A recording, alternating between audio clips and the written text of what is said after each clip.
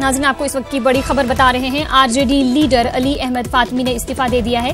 नाराज फातमी मधुबनी से इंतखाब लड़ेंगी। नाज़रीन, आपको बता दें कि RJD leader Ali Ahmad Fatmi ने इस्तीफा दे दिया है।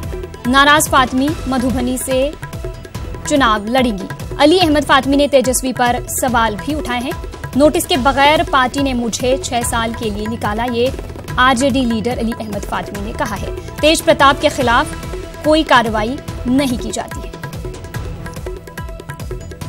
नाज़रीन, आपको बता दें कि RJD leader Ali Ahmad Fatmi ने इस्तीफा दे दिया है। नाराज फातमी मधुबनी से चुनाव लड़ेंगे।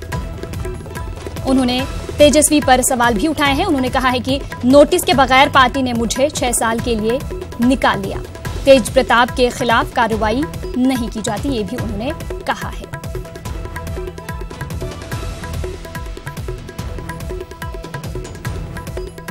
नाज़रीन, आपको बड़ी खबर बता रहे हैं। RJD leader Ali Ahmad Fatmi ने इस्तीफा दे दिया है।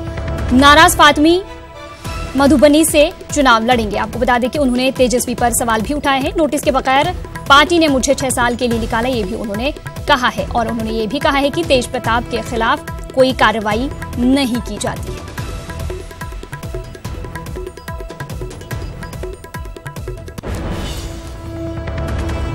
एक और बड़ी खबर है इस वक्त की। साध्वी प्रज्ञा भोपाल से चुनाव लड़ सकती हैं। साध्वी प्रज्ञा नहीं है बीजेपी की कारकुन।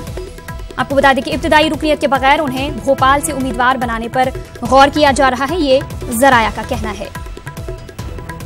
एबीवीपी और दुर्गा वाहिनी से साध्वी रही हैं वाबस्ता। आपको बता दें कि बीजेपी दफ्तर में राम लाल से जारी है साध्वी की बातचीत। आपको बता दें कि साध्वी प्रज्ञा भोपाल से चुनाव लड़ सकती हैं और अब साध्वी प्रज्ञा बीजेपी की रुकन नहीं है।